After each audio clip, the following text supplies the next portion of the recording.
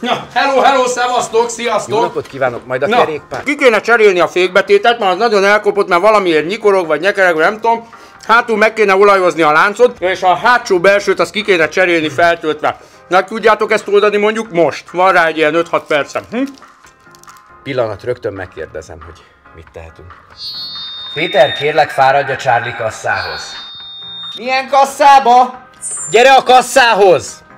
Ne üvöltsé, itt vagyok. Mi van? Igen, az úrnak ki kéne cserélni a fékbetétet. Ha már ott vagy, akkor olajozd meg a láncot. A hátsó belsőt ki kéne cserélni és feltölteni slime-mal. Ráérsz? Csak arra érek rá. Melyik az? Tiszteletem. Jó, látom. Ezt is nekem kell behoznom. Egészséget nem vásárolhatsz, de kerékpárt igen. Berguson.hu